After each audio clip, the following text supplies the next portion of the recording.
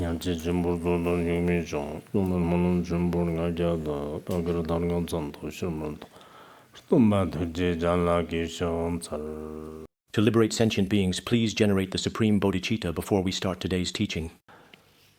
Gelontagar ngunu shwandi pitina kara changme pe yang chi changme pa khodame pa samji me che ba jandame pa sadme bi paror chi paror de gerati na kara zik chimbo ji shawa la jikten ji kam jong wa ji shawa te jong sha pa chap chom ba yang do zoba san dirik ba dan jabs dan ba de ro shaban ji ten bien ba ki ön de ra kalo ji ro la na me pa ha da man nam ji ton ba san ji chon den de ngum br shi bi shi chimbo zirgi nom ba ji shawa jikten de shon gelonta te jong sha pa te shon ni Chirturlun jena gelong tangdarte huir nama lalaji ka tongsum ji tong chimbo jikten ji kam de si kam tamchil laptap te shimr shiba na tenit mti jikten ji kam te ne der charab ji der chiulang ne sha choksun jikten ji kam tong len de ba der charab ji der jigte te mti der charab ji der chi lang ne ti par chi par jikten ji kam tong de ba na ya der charab ji der chi jigler namchang di mti sha choksu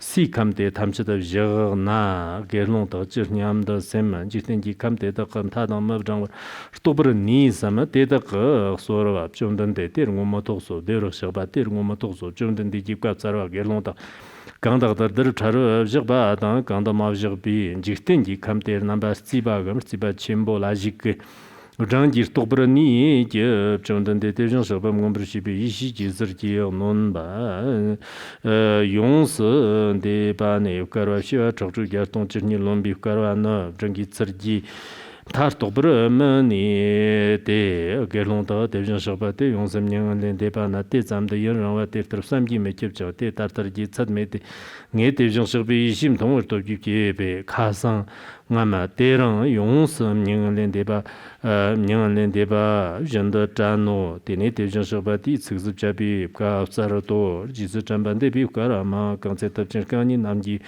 chu mun xi yi xi qian bo zi ni no ne ja ra dan ban ji den zhong ren ja ren de ne dong zen nen de yin ji de ne ka ma la la de de xi de xi de ne cha de xi ke ne是Yang tong nam nan de ne de ja de jen da na ni dang sem ja ba de ne de de ra kan ne ja be ji den de kam ne tong ji re jang de chen de yang tam chi de za ji re ji den gan ba dang na yo ba ye de zhi xi ma de yang chat me ba de de ma li de ge de re xi de ka ra ja de yam sam ren jo go ba ra xi de de song yang de ka ra xi ma bo ho de me de char kum sam ren mo cho de ka ra Mangbo zapra jiran jimbam nyang da rang te chada lona nyang tu shang chub sang hua te da jiang ten zha te zhang shi ji yi xi ji tam chi zhamba kar sang te zhang gerlong da yi xi im ta ye ba te zhang shi ba yi xi dun zha go zhambam cha jiang zaba me ba ye karwa to ma ye na nge sang je gerlong da dar te zhang shi ba zhab zhamba yang da bur zo ba sang ji mong bur shi ba yi xi zir ji ngom ba ti cad na第七次呢，个人学抽出家东正啊，这在学了第二多，中等的对了，那没办法，都不做不上去，都我们做不上马街，把人俺上去今年不，这个当把人送呢，的几的他们去。Raptor Jumjang Pambra she so Raptor Jumjang Pambra she ne Laname Bayan Dopper Zobo Shancha the Mumber Zober San Giber Shago Nyam Yang. There's to them de la Cho, Monsam the Majer to Shanchip Jishang the Shanchur Nyambola Karachi the Neba, Vartikara Nisa, Neba Terta Laname Bayan Zobo Shanchip the Mumber Zober San Margene, Vartikara, some of Jetan, Trick of them, get on good of Shanchu Sim.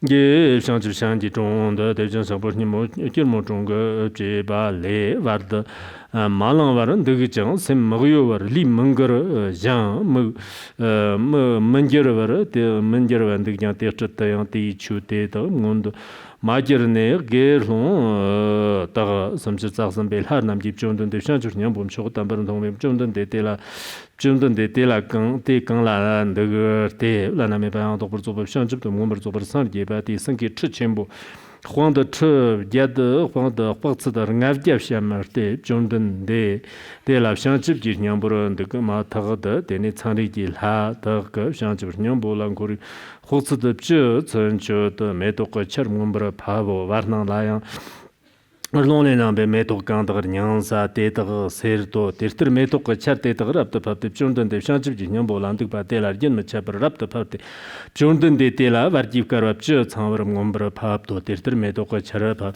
pabate chundan de te yongsam nyangan len de pi varda yung rapta pab cham chundan de te ngombran thoro yarchin jil har nam le kyang chundan de shanchib nyambo tamba nandik pa tela kurto shavi shirda lai yirgil hir nga rapta dong de varjiv karwa 저 상어를 rapta 동네 되는 좀든 대용섬 형을 렌데바 첨부 뛰기 와르다 히 서년 더게면 잡아 rapta 서도 개송도 되네 와르기가라 lepchen de bana jondon de dejon sabatab jon ban do borzo sanji ngomber shibi ishi zirgi onon bate lana me ban do borzo ngomber zo bar san yeso ngomber san je ba tagda yom jondon de jon ne keretsena rangers ninga wa shartag chig yo bate taki to원 이심 종내 주셔를 이시 종내我是이시 종내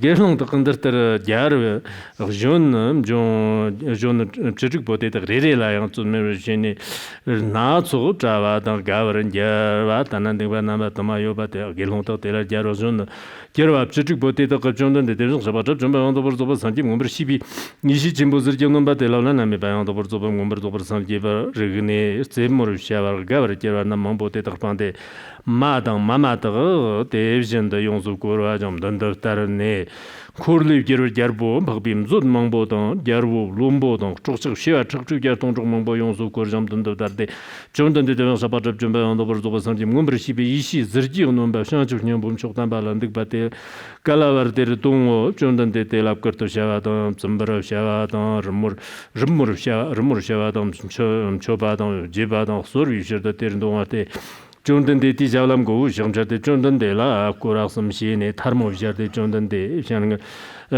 tsig jaban da ngombro todo ngombon jembo jidon lana me karo yombi dang do lijin tamjil mali jari jara gye no ba zanderin der zogoso rabd no ba karo bar ma jara dangchig lana dangchig lana yi zhenyo bi ti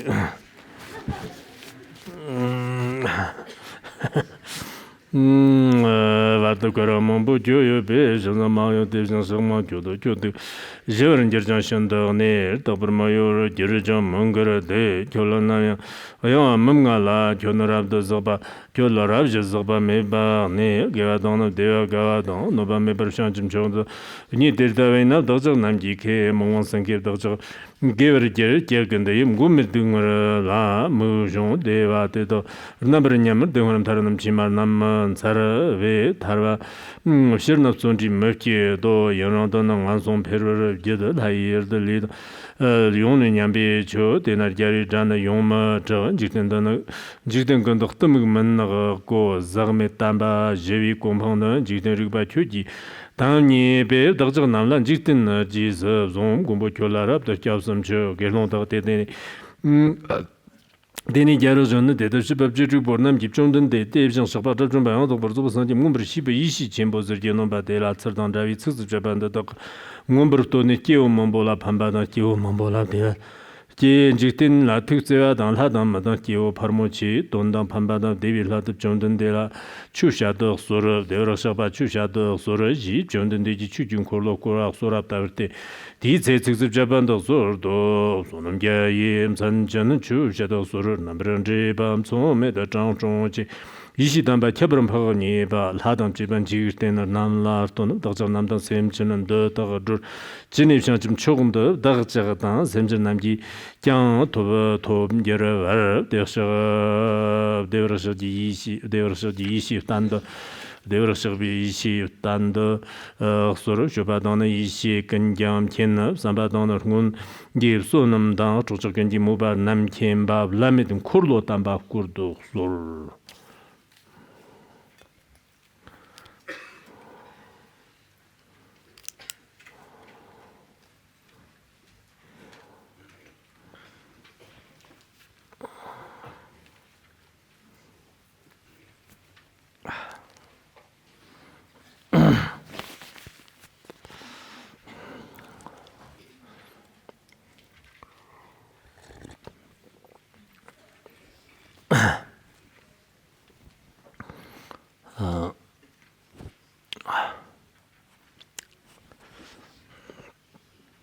Next, let's carefully examine chapter 7 of the Lotus Sutra. This particular chapter mainly discusses the profound apparitional city. For example, consider the scenario when diligent merchants are embarking on a perilous journey, crossing the vast and unpredictable sea. If there is a magnificent and welcoming illusory city along the way, when they encounter this wondrous city, they are overwhelmed with immense joy and can rest there, finding a place of profound peace and tranquility. So, in the process of studying the Mahayana teachings, there are also the Śrāvaka and Pratyekabuddha vehicles in between, which for the time being are like those illusory cities. There is a need for such things. This is the primary and most important content that will be discussed in detail here. Specifically, we have several distinct layers of content presented below. I will introduce each of them to everyone here, explaining them step by step.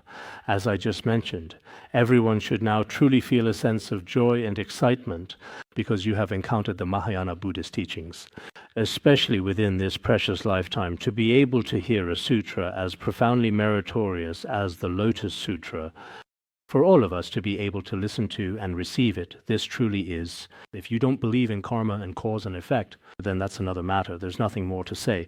But if you do believe in this, I think that after a person truly attains a fully human body, a physical form, to be able to study the profound Mahayana Buddhist teachings, especially something like the Lotus Sutra, a sutra endowed with such immense and profound merit, truly holds deep and significant meaning for all who encounter it. So for myself, I would say, when I meticulously study and carefully read this sacred sutra, I delve into its profound teachings and wisdom. I feel truly, very and profoundly happy indeed from the very bottom of my heart, sincerely. I truly also indeed hope that everyone gathered here today may have very different and truly diverse capacities, but overall speaking, everyone's overall attitude and their general enthusiasm should be quite good indeed. Of course, for those of us who have faith and the profound ability to truly listen and genuinely learn, the immense merit gained from diligently studying this is, needless to say, truly and utterly inconceivable. Even for some among us who are particularly dull-witted, who may have especially poor comprehension, and can hardly understand even the individual words and complete sentences, if these people form a virtuous connection with this Dharma, I truly believe that the merit is still extremely great. In the past, there was indeed such a story recorded in the Lotus Sutra biographies, apparently in a county called Chang'an, though I'm not entirely sure where that is today. There was a person present there, one could indeed say a disabled individual, who was blind, deaf, and mute.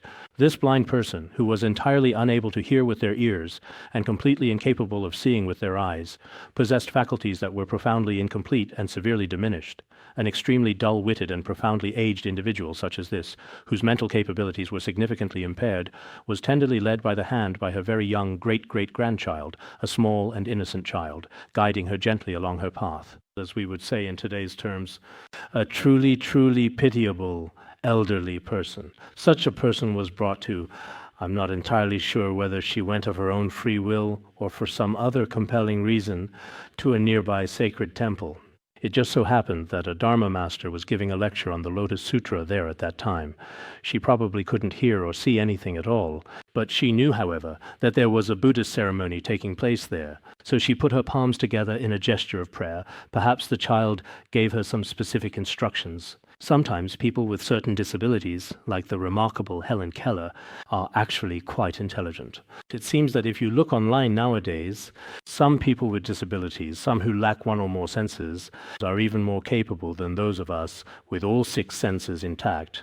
At that time, she could already sense that the Dharma master was giving a sermon there. She simply bowed in worship, respectfully putting her palms together, and then quietly left. Then, nearly 3 months later, she unexpectedly and suddenly passed away.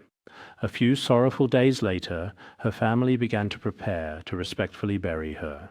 But her body remained remarkably soft and pliable, and her body temperature, surprisingly, hadn't faded or diminished in the slightest. Several long and uneventful days slowly went by. Then one particular night, deep in the middle of the night, when all was quiet and still, she suddenly came back to life. Everyone was terrified. They thought maybe she had turned into a zombie or some kind of monster from hell itself risen up today. Everyone was extremely scared and terrified completely with great fear then. But unexpectedly, when she revived that day suddenly again, she could see with her eyes and hear with her ears clearly. Her mind was also completely normal. While everyone was still very frightened, she said, "Don't be afraid, I'm not a monster." In fact, all of my 6 senses have been completely restored indeed. As for the reason, she explained it like this. When she arrived before the Dharma King of the intermediate state, the Dharma King also truly praised her for having accumulated great and profound merit, especially for her deep reverence and unwavering worship of the sacred Lotus Sutra. This was an extremely significant merit. Because of this merit, her past negative karma was eliminated. At the very same moment in time, all of her mental faculties were completely restored, and her lifespan had not yet come to an end. For all these compelling reasons, she was graciously allowed to return to the human world. She eagerly shared all of these extraordinary experiences with her beloved family and the people living nearby in her community. Everyone was truly overjoyed and filled with great happiness.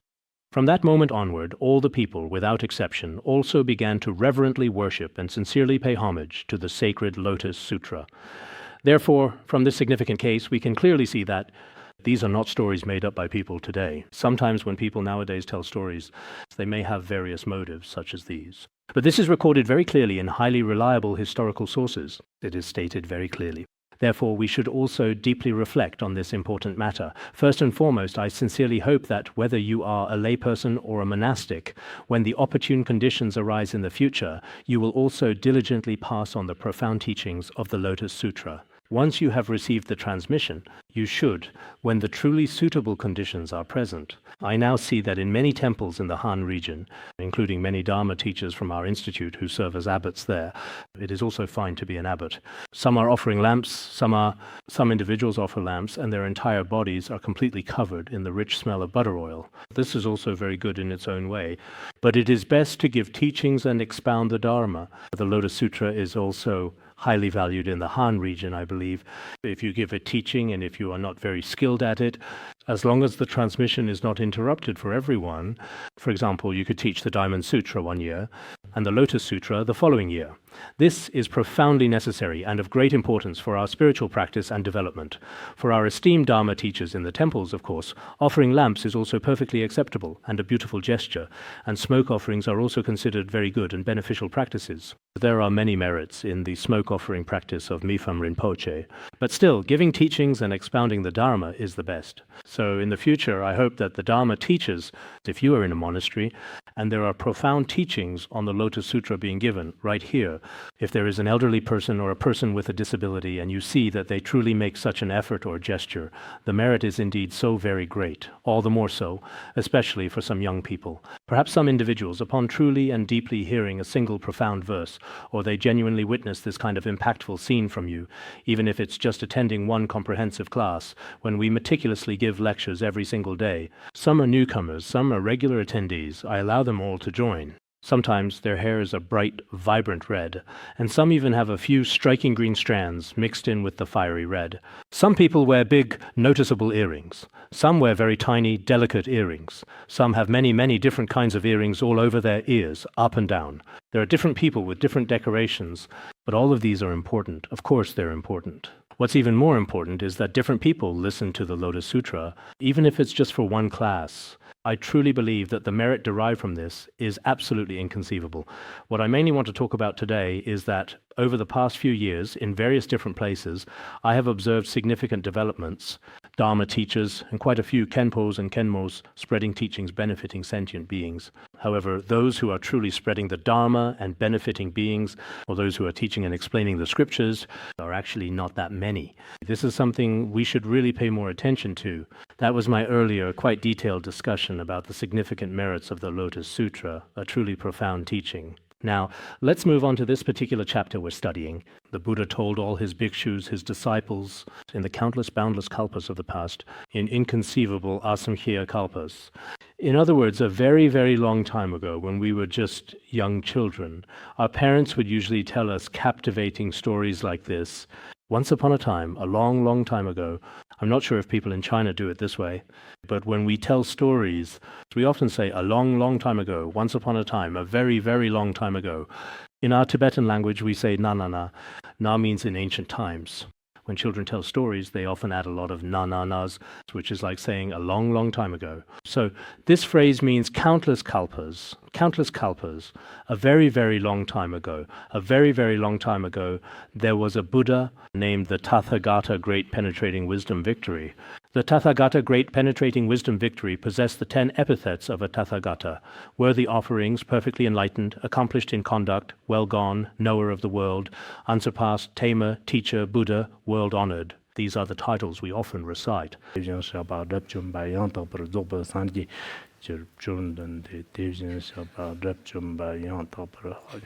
I am wondering, are these particular items or characteristics commonly found within the cultural context of Tibetan traditions?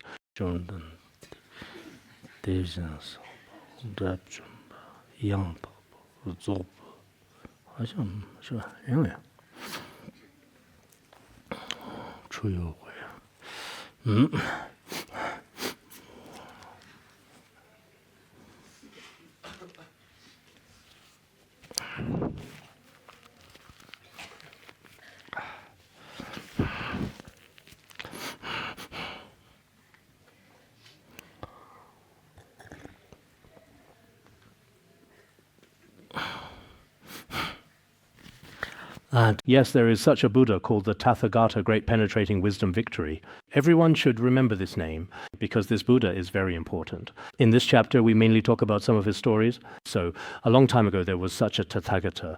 At that time, long ago then, the name of his country there was Good City, indeed truly. That Kalpa itself was called the Great Appearance Kalpa, precisely now. The Buddha told the bhikshus, this ancient Buddha passed into complete nirvana a very, very long time ago. Furthermore, he truly attained ultimate nirvana a very, very long time ago, indeed. From the time this Tathagata entered nirvana until now, before today, if you ask how much time, how many years, how many kalpas have passed, it is generally very difficult to describe. Perhaps you have also studied some other religions. When other religions discuss ancient history, some also have similar descriptions. Regarding humanity's history, some religions also have this kind of thing. So in Buddhism, when it discusses such a vast macrocosmic world, especially when it comes to the past and the future, it is generally very difficult to compare it to our current concepts of time and space. Therefore, at such significant and crucial times, historians or various academic scholars may indeed find it profoundly worthwhile to thoroughly explore this subject academically, delving into its intricacies and implications as well. Now, as for the time in between, for example, if you take all the earth particles in the 3,000 great thousand worlds, suppose someone were to grind all the earth particles of the entire 3,000 great thousand worlds completely and thoroughly into a vast quantity of ink. Then, after carefully passing through 1,000, indeed countless, countries stretching far to the east, gently sprinkle just a tiny little bit of that precious ink there, meticulously grind all the immense earth of the entire vast world into a rich, dark ink, and then carefully take a bit of that ink, and after another 1,000 countries, precisely make a single tiny dot in that specific place. This particular dot is extremely tiny, as small as a mere speck of dust. Then, after passing through another 1,000 countries, sprinkle just a little bit more ink on it again.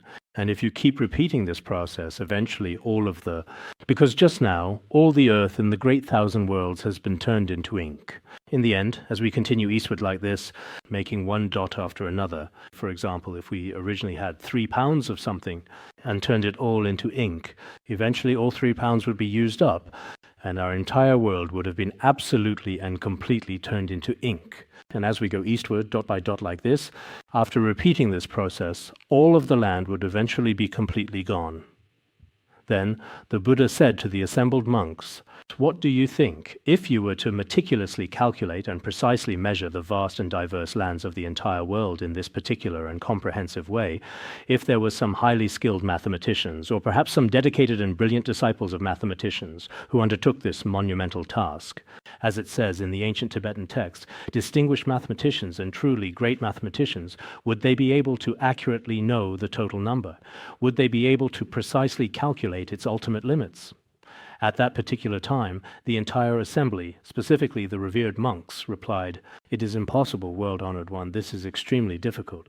The meaning conveyed in the Tibetan text is that the finite limits of the ink used in this earthly land could indeed be calculated, but on the other hand, the boundless limits of the Buddha's timeless existence cannot be calculated. There may be some differences, but in reality it's the same.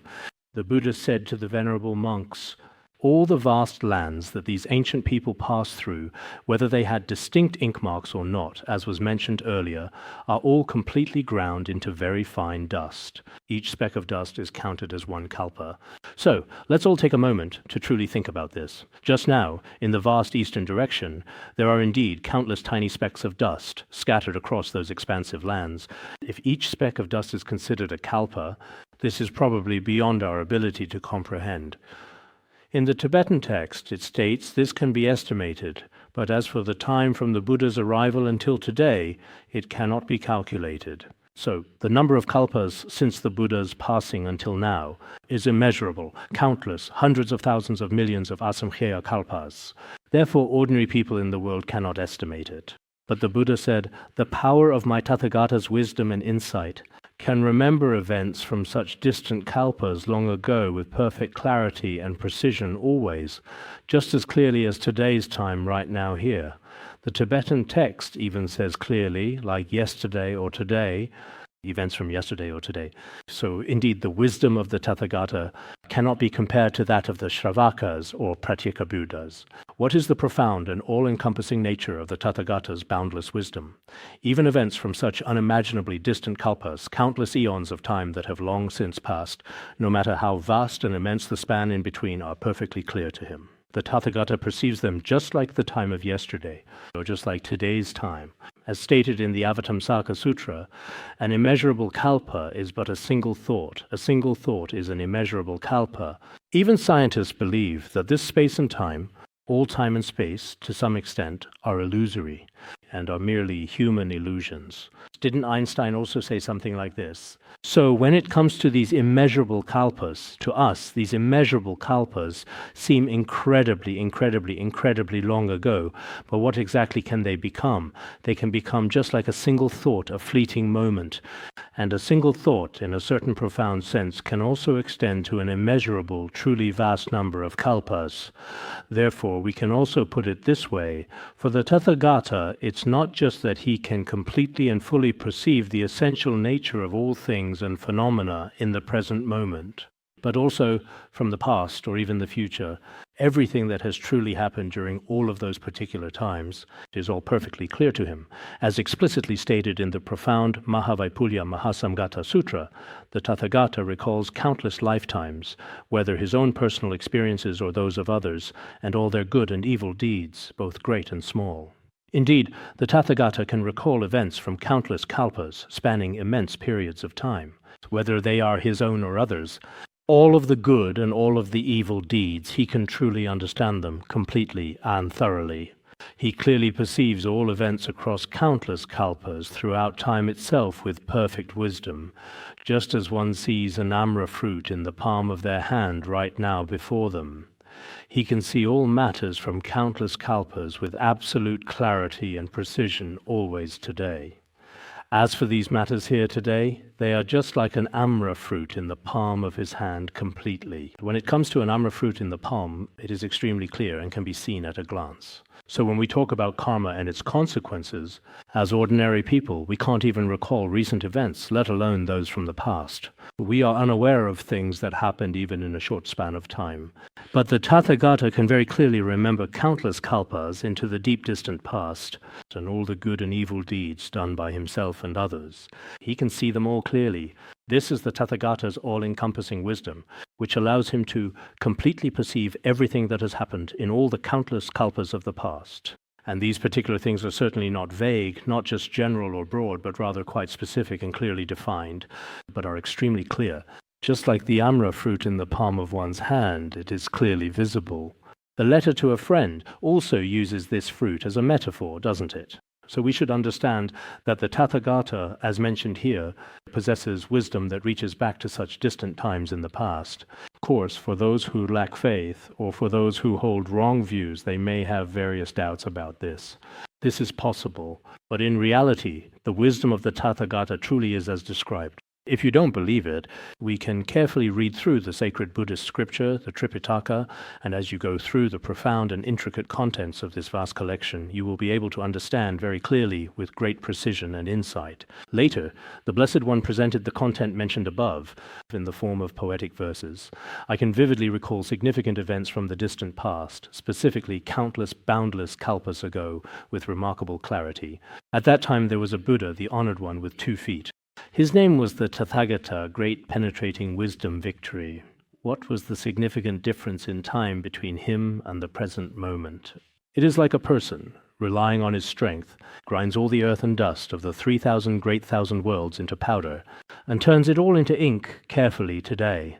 Then for every 1,000 countries away from here, he marks a spot with a speck of dust as a point precisely, and continues in this way diligently, one after another, repeatedly, until finally all the dust points and ink have been completely used up entirely.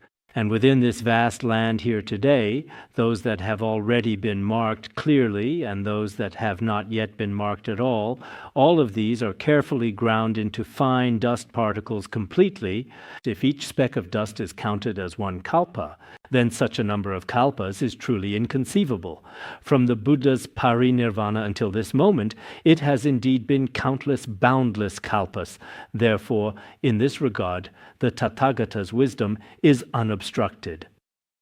After the Buddha's parinirvana, all the Śrāvakas, Pratyekabuddhas, and even all the great Bodhisattvas, this refers to Shakyamuni Buddha, the Tathagata, his wisdom, unobstructed wisdom. He completely knows everything about the original great penetrating wisdom victory, Tathagata, all the events from his parinirvana up to today, including the circumstances of the Śrāvakas, Pratyekabuddhas, and Bodhisattvas under his teachings at that time, which are exactly the same as what is happening today. Therefore, the compassionate Buddha says here clearly today now, all bhikshus should know well and understand the Buddha's great wisdom, the pure, profound, perfect wisdom, extremely, extremely subtle and wondrous. It is undefiled, unobstructed, and penetrates countless kalpas. I think this teaching and proof is something everyone should remember well. The Buddha's wisdom is pure and subtle, undefiled and unattainable, penetrating countless kalpas.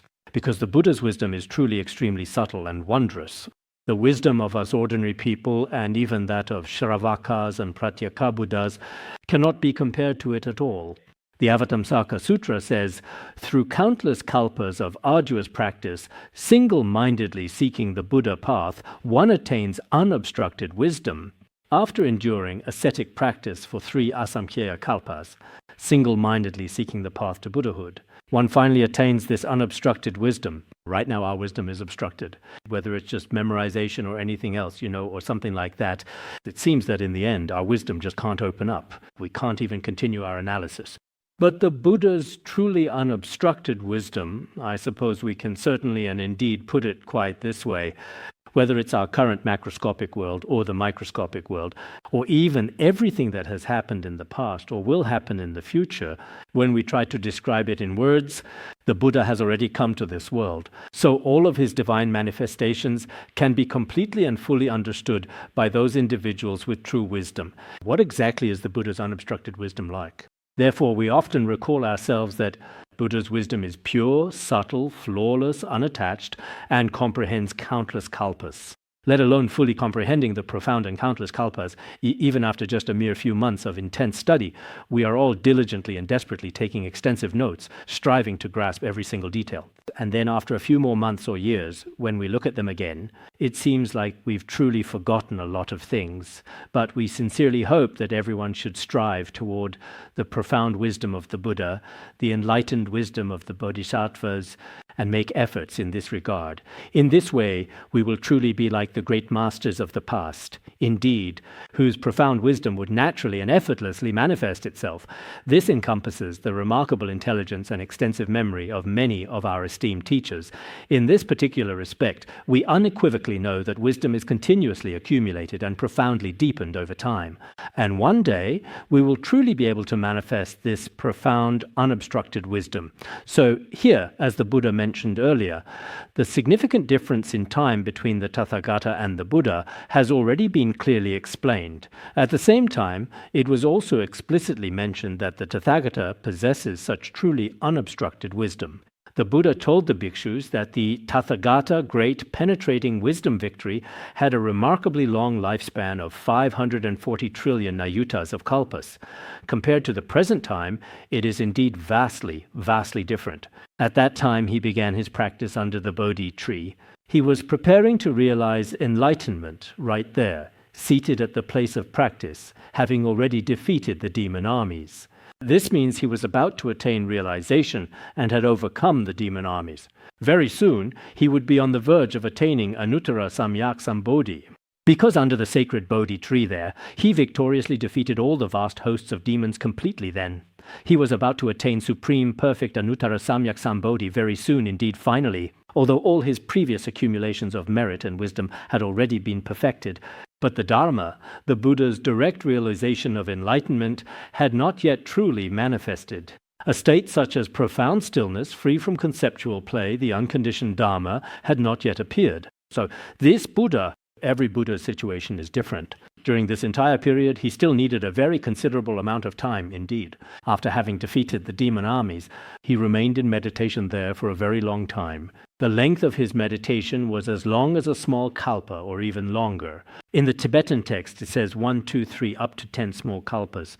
In the Chinese text, it uses the phrase, or even longer. That's acceptable. Translators each have their own approach. He was there on the verge of attaining enlightenment. In between, 10 small kalpas had already passed. And during these 10 small kalpas, he sat in the lotus posture, body and mind unmoving. The Buddha's realization had not yet manifested, even after 10 small kalpas. Many of us nowadays, in this particular regard, today I also want to say that we must truly learn to meditate properly, daily. Nowadays, meditation is quite common and widely practiced in the modern world.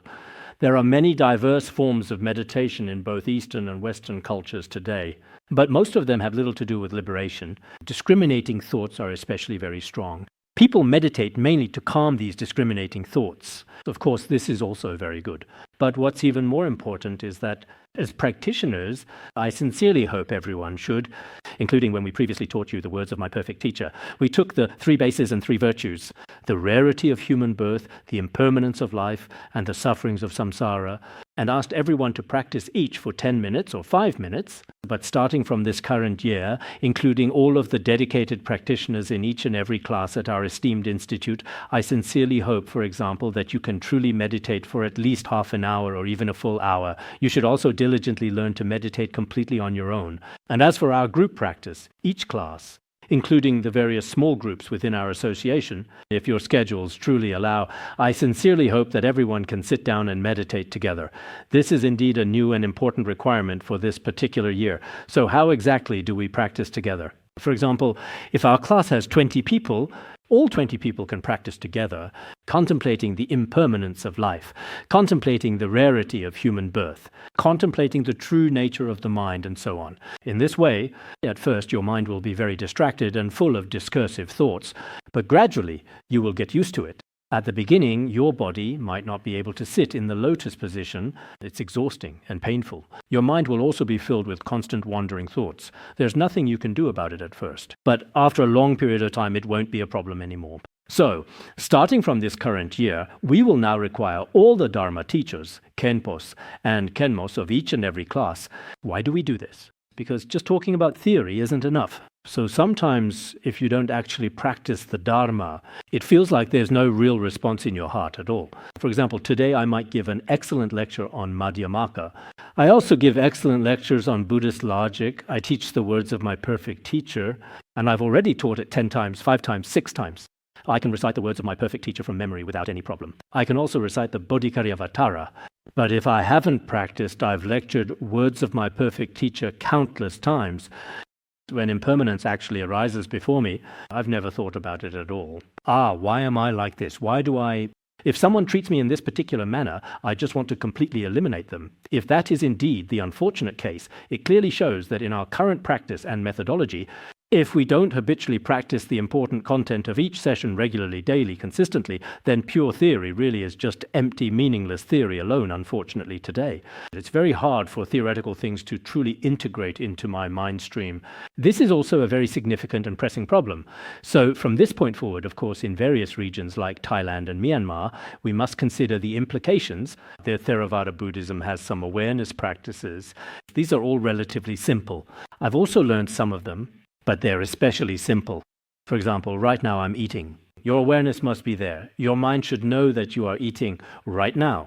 If you're going to the bathroom, you should know you're going to the bathroom. If you are indeed driving, you should always be aware that you are actually driving. This is also perfectly acceptable. When the mind tends to wander, especially at the beginning, this kind of awareness can be very important. But what's even more important, it's the principles from our Vajrayana practice, or the teachings from the words of my perfect teacher, the principles of bodhicitta, or the concepts behind exchanging self and others. You can contemplate single topic for a long time. This method of practice is relatively simple.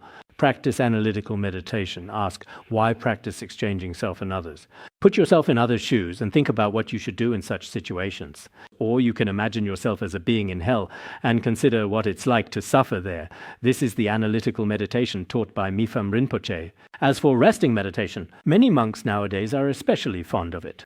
This is a habitual tendency stemming from the Mahayana tradition in the past. As long as you truly don't think about anything at all, sometimes you even fall asleep. This happens. Resting meditation is sometimes important too. But what's more important is to first do analytical meditation, then resting meditation. If you look at the Tathagata over the course of 1 or even 10 small kalpas, he sat in the lotus position, body and mind unmoving. At that time, the teachings of the Buddhas not manifested. In some states, people say, I've been practicing so long, nothing manifested, no yidam. Look at Asanga Bodhisattva. He practiced for so long on Vulture Peak, 12 years to see Maitreya Bodhisattva. Our karmic obscurations are certainly much heavier. Most of us haven't practiced for 12 years. If I were more spiritually advanced than Asanga Bodhisattva, maybe I wouldn't need 12 years. So in practice, we should have patience. You can't just practice once or twice, or say, I've practiced for 7 days and haven't felt anything at all, not even had a single dream. If you complain like this, it really shows a lack of perseverance. As for the Tathagata, even after 10 small kalpas, no profound realization had yet manifested. At this significant time, during his dedicated practice, the devas of the Trayastrimsha heaven reverently set up a magnificent lion throne for him directly under the sacred Bodhi tree. And this magnificent lion throne was 1 yojana high. The Buddha sat upon it and was about to attain Anuttara Samyak Sambodhi, supreme perfect enlightenment. As he sat there, the powerful Brahma gods showered down a beautiful rain of celestial flowers, and this exquisite flower rain was especially abundant and plentiful. From all directions, within a vast expanse of 100 yojanas, beautiful and fragrant flowers gracefully rained down everywhere. When these delicate flower rains eventually withered and faded, the gentle wind would then blow again, meticulously sweeping away all the withered and fallen flowers, and subsequently a fresh and abundant new shower of vibrant flowers would descend from above. In this beautiful way, flower rains would frequently and gracefully fall. The powerful Brahma gods continuously showered him with countless fragrant flowers. During the Buddha's profound meditation, the 4 great heavenly kings also made offerings. What kind of offerings did they make? They would often beat upon the heavenly drums with great enthusiasm.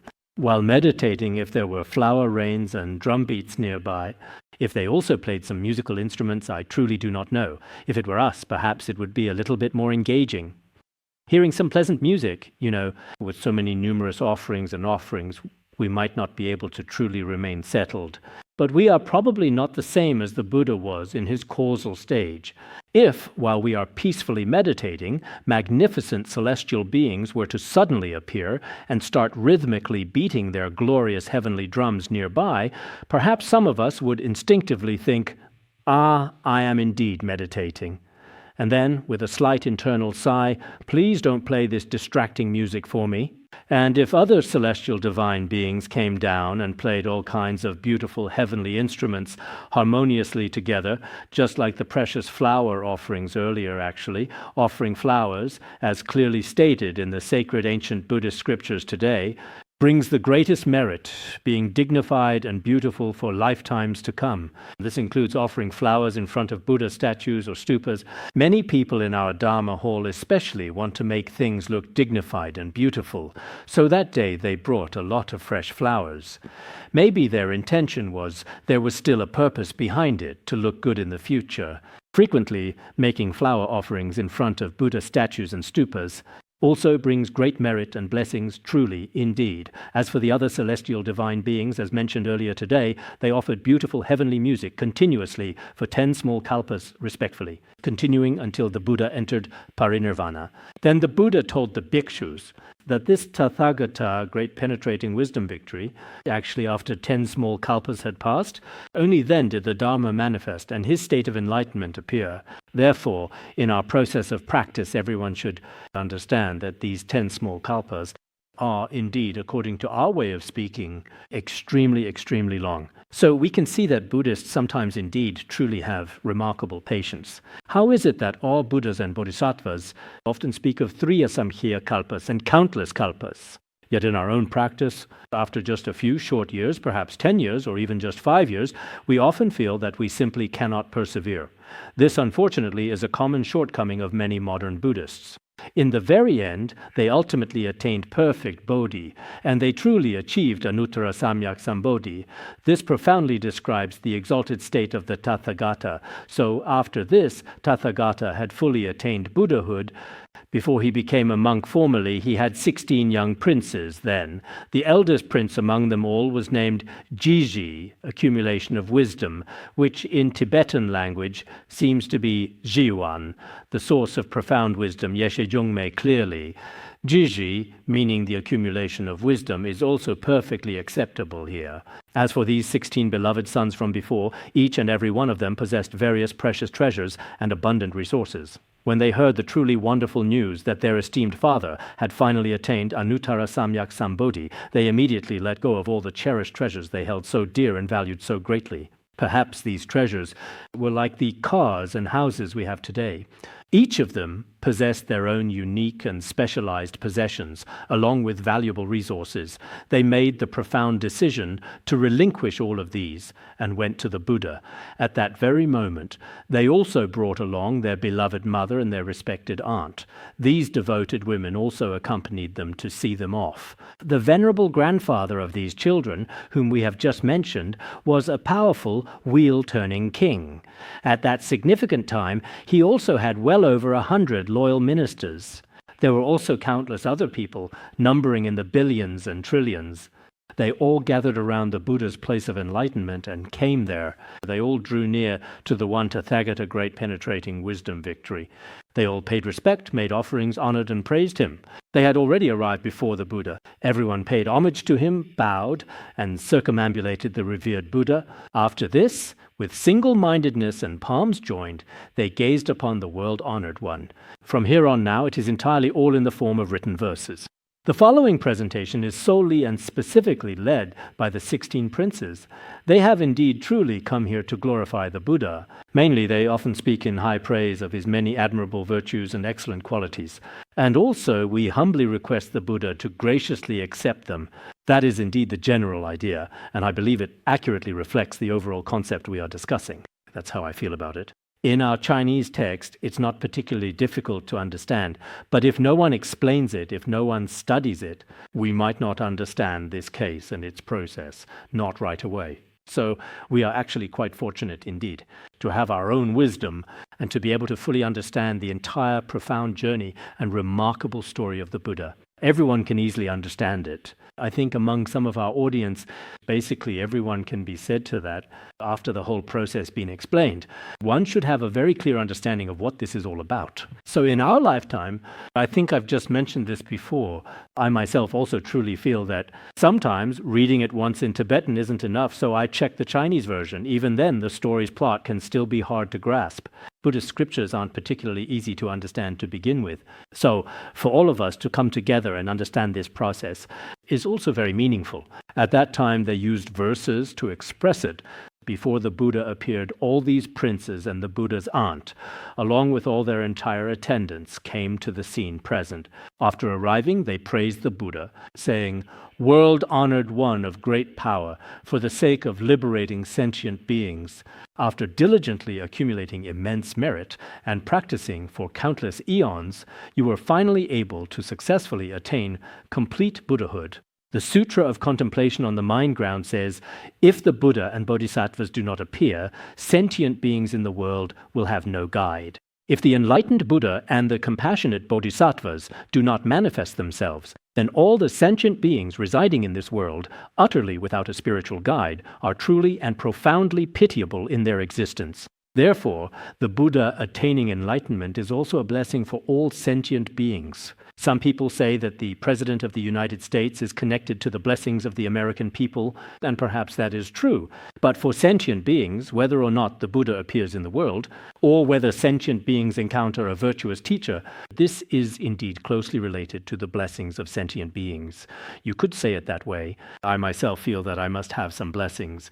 Why is that? Because I've encountered many virtuous teachers. This relates to my merit, my teachers, and the era and environment I was in. It is very much connected. You can also reflect further and more deeply on this particular matter yourselves and consider it.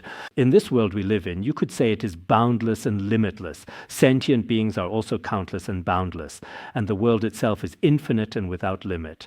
Among all this, for us to encounter the Mahayana Dharma, to meet Mahayana spiritual teachers, to encounter such a wonderful faith and confidence, is truly rare and precious. It is indeed not very easy at all.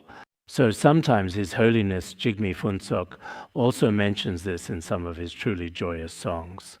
Sometimes at night, when he recalls the great fortune and karmic connection of having encountered a truly exceptional spiritual teacher, he would remember it at night and sing songs. It seems that either His Holiness or Mipham Rinpoche also expressed something like this in one of his joyous songs. So sometimes we really do, even though we are now born in this degenerate age of the 5 impurities, in such an era where material desires are rampant, we often see and hear many things that give rise to a sense of renunciation. But sometimes it is true that we encounter a spiritual teacher, which for each of us is not an easy thing, especially when encountering Vajrayana teachings. As everyone knows, it's said in the words of my perfect teacher that if one encounters Vajrayana teachings a certain period, even in the time of Shakyamuni Buddha, and in the future outside of these 3 kalpas, for the vast majority of countless, boundless kalpas, the profound Vajrayana teachings that enable the attainment of enlightenment in a single lifetime did not appear. Therefore, everyone should diligently use their own personal faith and in their own unique way deeply reflect on their own individual life. This is indeed very important. At that particular time, it was widely said that the Buddha had already attained complete enlightenment over countless kalpas, a truly immense period of time, and all his aspirations had been fulfilled. All the vows he made had already been accomplished. This is supreme auspiciousness, extremely wonderful. The world-honored one is truly rare and precious. He remained in meditation for 10 small kalpas in a single sitting, his body and limbs completely unmoved, always abiding in stillness, unwavering. This is truly remarkable. The world-honored one was like this. I think for us, let alone 10 small kalpas, even 10 whole hours would be utterly impossible. Perhaps after just 10 minutes,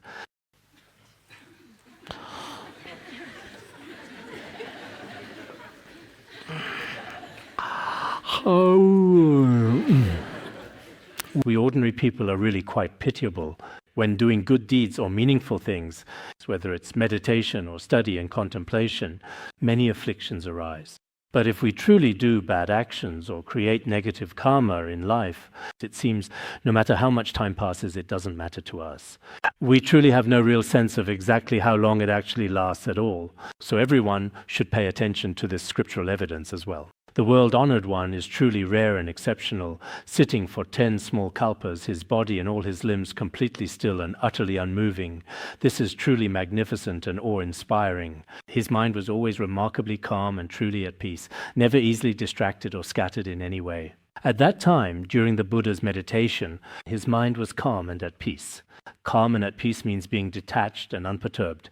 It means being truly tranquil and wonderfully quiet. In Tibetan, it also profoundly means peaceful and serene, a state of deep inner calm. He was never distracted. He had attained ultimate peace, eternally abiding in tranquility. He abided in the undefiled Dharma. This is how the Tathagata is. Now, seeing the world-honored one peacefully attain Buddhahood, at that time when his followers praised him, they also spoke in this way.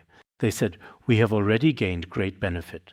They were extremely, extremely joyful. As for us worldly people, we often find ourselves getting married, having children, starting our own companies, or purchasing some brand new car, among other significant life events, or even buy a nice piece of clothing, or see some beautiful flowers, and exclaim, "Wow, so beautiful, so happy," and immediately start taking pictures. Come on, take another one, take another one. But no matter how many you take, if you don't have the skill, it's useless. If your skills are good, just one shot is enough. But many people, when they encounter a beautiful scene, they keep saying, take another one, take another one, take another one. But even if you take more, if your skills aren't good, all the photos will be blurry. No matter how many photos you take, it's useless.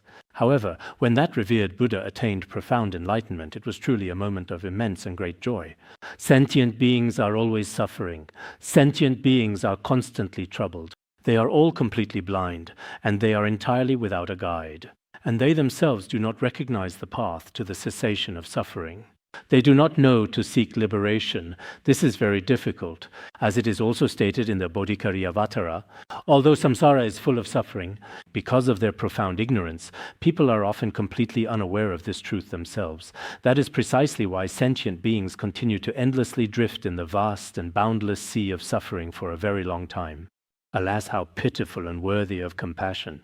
As for sentient beings, they are especially afflicted by suffering. They remain immersed in samsara without end.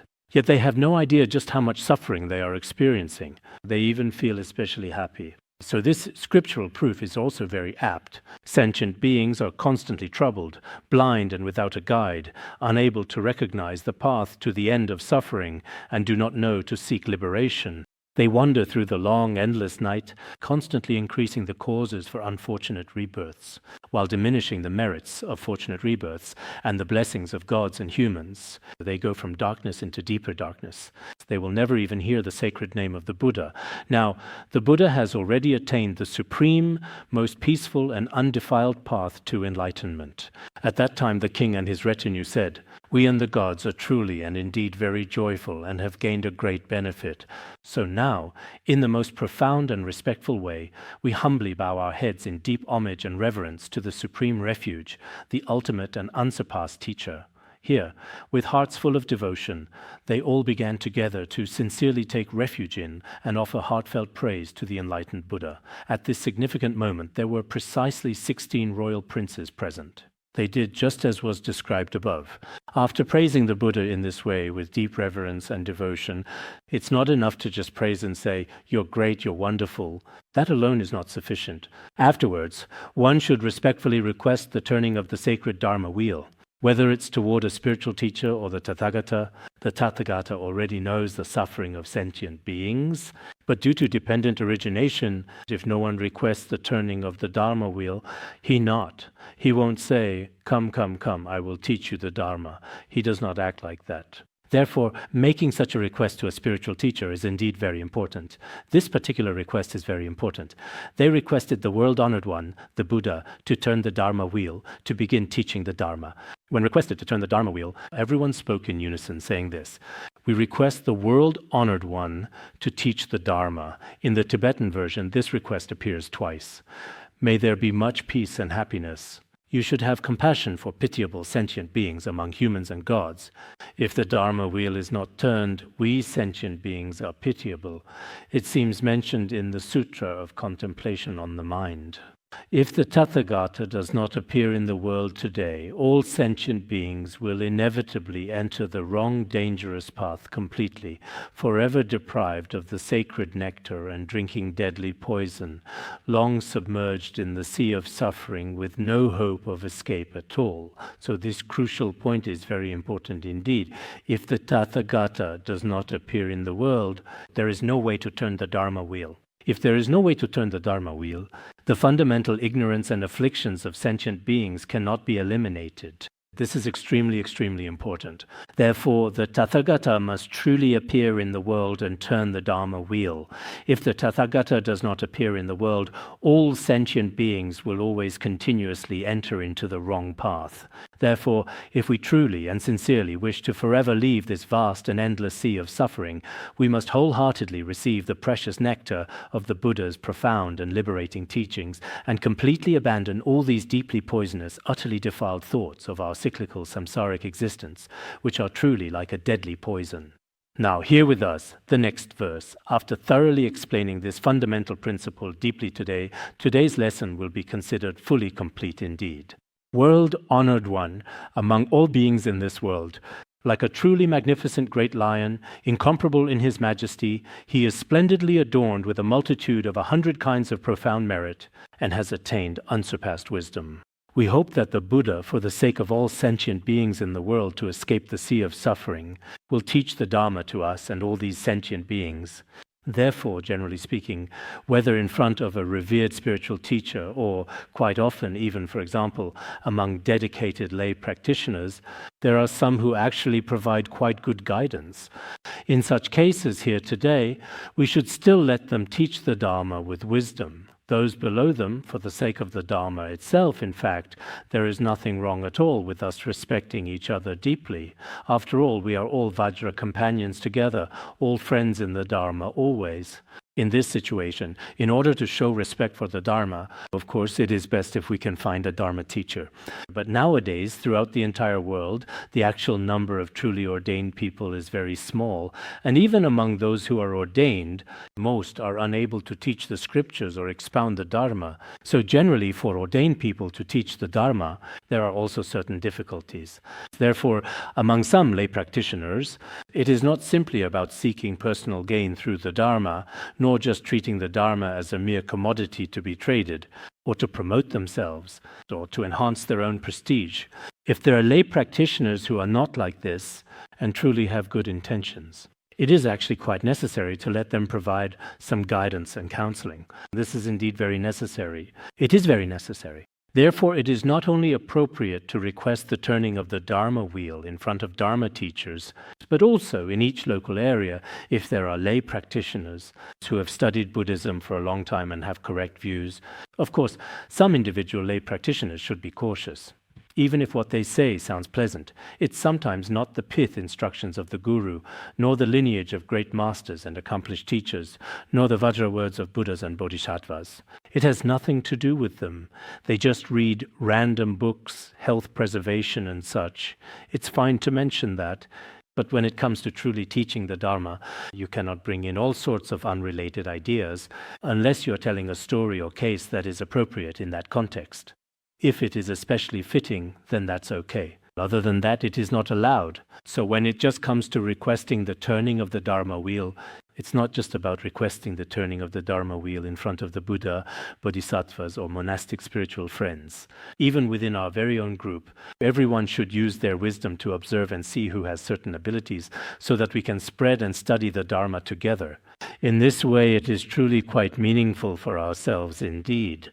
You see, if it is truly for the sake of liberation, we sentient beings also sometimes need to request the turning of the Dharma wheel. The profound wisdom gained from truly distinctly revealing the ancient teachings. If we sentient beings truly obtain this profound wisdom, then sentient beings are the same. We too can become Buddhas and teach the Dharma. Regarding our institute, this is what I think. If the institute had not placed importance on teaching and expounding the Dharma, many of us, perhaps after 10 or 20 years, would not have made much progress. Because His Holiness Jigme Phuntsok placed great emphasis on teaching and expounding the Dharma, now, not only among our Dharma teachers, there is an outstanding group of eminent monks and great masters who are now able to spread the Dharma in various places, and even our current lay practitioner communities. The lay communities are now truly very impressive. Some people, although they cannot leave their household affairs, everyone is still learning extremely well. And in many places, some Dharma teachers now even dare not go. They are afraid that lay practitioners will ask questions. This includes some of us from both Tibetan Buddhism and Han Chinese Buddhism. Actually, in the future, we shouldn't make things difficult for others. If you ask questions, do it sincerely. Otherwise, if you deliberately prepare something to embarrass others and put them on the spot, then in the future, people will be even more afraid to come forward. Of course, if you have genuine doubts, you can ask, but you should consider whether the other person is actually able to answer. You need to observe their expression. Otherwise, if someone has never studied the Abhidharmakosha and then you pick the most difficult questions from it to ask them, I've heard that when a monastic arrives, some people immediately prepare questions on their phones and go to ask them. This kind of behavior is also not very appropriate in Buddhism. So sometimes when we debate with each other or ask each other questions, it's actually very good. It's a form of communication. But the most important thing is, as Buddhists, we need to have a certain level of character and quality. What kind of qualities do we need? If we cultivate ourselves to truly become wise individuals, then, no matter where you may be located at all, you will be remarkable wherever you go. Otherwise, even if you have the appearance of a monastic in one place, even if you've maintained the image of a Buddhist for many years, in the end you might not have any real abilities. This is also not very reasonable. That's why Buddhism places great emphasis on cultivating talent. But cultivating talent is not just about wisdom alone. One's character and the way of being a person are important. This is especially important. If you don't know how to conduct yourself, person, if you have wisdom and compassion, if you don't know how to be a person, things won't thrive. So, regarding being a person, in many of the teachings of His Holiness Jigme Phuntsok, including the Heart Essence, My Heart's Advice, as well as Nectar Drops of Instruction, and in many other teachings, including the Song of the Path to Victory and many others, if you place great importance on being a good person, in fact we can see this even now, if some Dharma teachers or lay practitioners are good at conducting themselves as people, and their Dharma propagation benefiting beings and studies go smoothly. If not, even if they have wisdom, ability, and all kinds of skills, at first everyone may initially welcome them, but after some time passes, it seems that wherever they go, the road is blocked. So I once again advise everyone to learn how to be a good person. If you learn how to be a good person, then no matter what group you are in, you will have many different and effective ways to handle various situations and things. This is certainly something important to pay close attention to. Finally, it is said, world-honored one, you know all the thoughts deep in the hearts of sentient beings, and you also fully understand all the various paths of action of all sentient beings without exception, as well as the intelligence of sentient beings. Some have good intelligence, while others, for example, some have quite good wisdom and can memorize many verses in a short period of time, while others, even over a long period of time, cannot memorize even a single verse. In the end, they may even feel a bit sad about it. There are people like this too. There are also sentient beings with different inclinations and different merits, as well as different karmic destinies and so on. All of these here today present before us right now, world-honored one with great compassion and wisdom eternal. You see at a glance now, and you are completely clear about them all, always indeed. Therefore, for the sake of these different pitiable sentient beings everywhere suffering, you must turn for us the unsurpassed, profound and subtle Dharma wheel continuously forevermore. For sentient beings to attain liberation, the Dharma wheel must be turned. If the Dharma wheel is turned, sentient beings have opportunity for liberation. If it is not, sentient beings will continue to be immersed in samsara. On the one hand, when we recite the King of Aspiration prayers, there are elements of the 7-branch offering. We also often reflect that Buddha's Bodhisattva's 10 directions, who always perceive the various and diverse mental states of all sentient beings, each distinctly different from the other, for the profound sake of these sentient beings' ultimate liberation. We earnestly pray that the profound and truly vast Dharma wheel may be swiftly and effectively turned. This is something we should pray for often.